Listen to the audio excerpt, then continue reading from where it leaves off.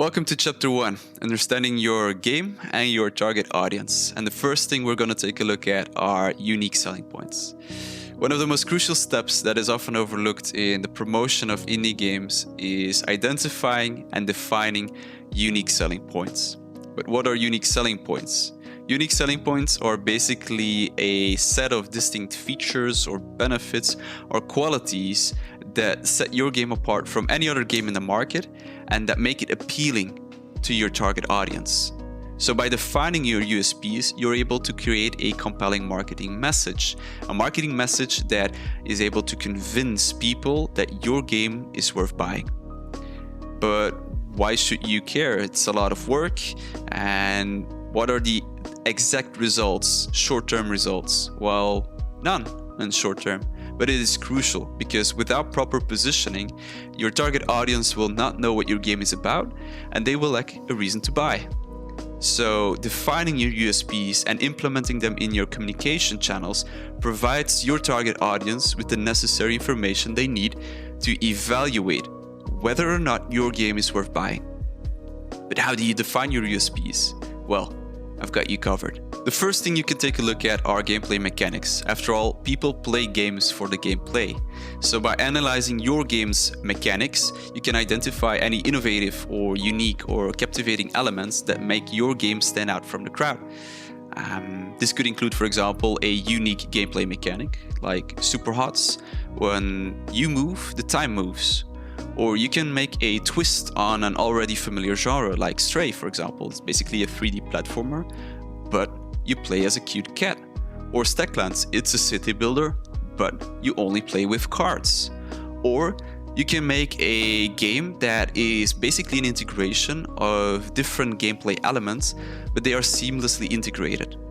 A good example of this is the game Against Storm, which is basically a combination of a roguelite and a city builder. So it takes elements from the roguelite genre and it takes elements from the city building genre and it combines them seamlessly, which makes it unique.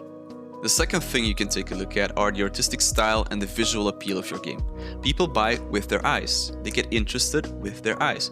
They stick for the gameplay. But the first thing they see are the visuals of your game. So you better make it count.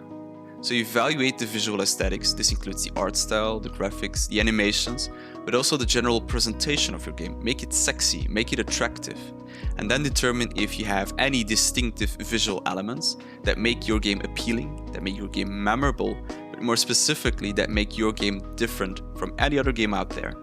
A great example is The Return of the Obra Dinn, one of my personal all-time favorites. It's very distinctive visually. You also have Pentiment. Pentiment also very distinctive visually. And lately you had Unrecorded, which went completely viral. Why? Because of its almost real-life, realistic graphics and its animations. Gameplay-wise, it wasn't very unique, but the visual appeal was incredibly attractive to a lot of people and it went viral. So make your visuals count.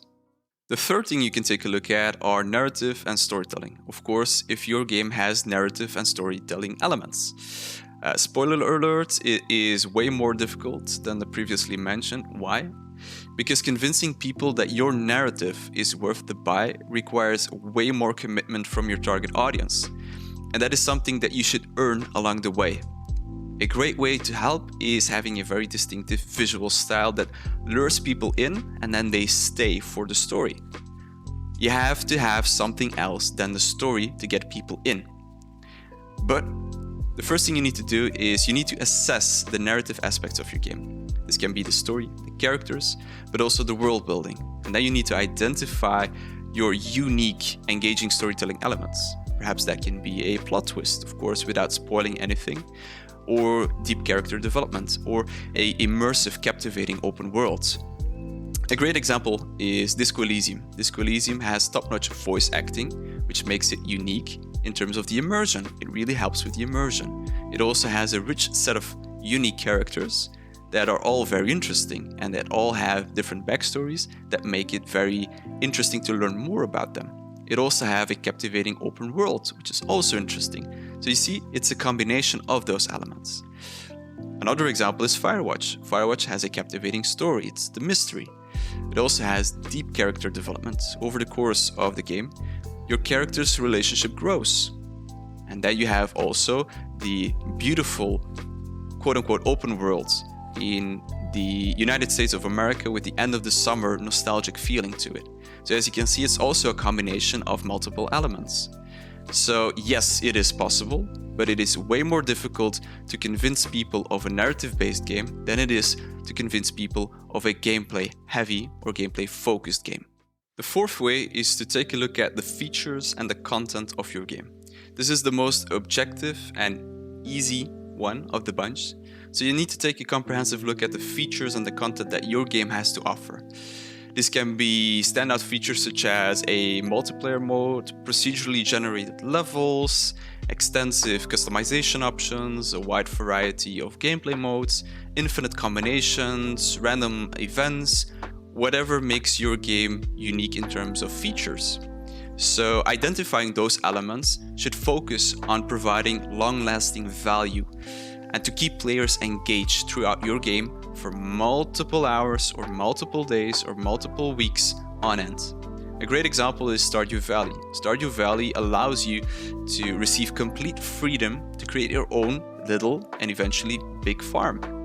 And then you have Noita. Noita is procedurally generated levels, but you can also combine spells to make your own playthrough unique.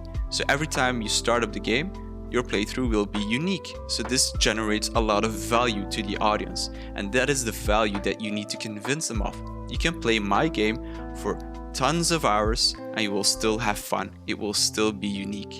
And the final one you can take a look at is the feel. How does your game make people feel? Does it evoke strong emotions like excitement or suspense, nostalgia, perhaps anger or joy? Identify the emotional connections that players make with your game and how it is unique from any other game in the market. A great example is Spec Ops: The Line, in which the players have to make moral decisions, or the nostalgic feel and the sadness of What Remains of Edith Finch. But on the other side of the spectrum, you can find Doom. Doom lets you kill monsters. You feel badass. You can unleash your anger and frustrations inside of a game. So how does your game make people feel? Convey that feeling to the people, and if it resonates, people will be interested. Ultimately, it comes down to target audience alignment. You need to identify the preferences, the needs, the desires of your target audience, and then you need to cater to those preferences, desires, and the interests. Your game needs to resonate with the target audience.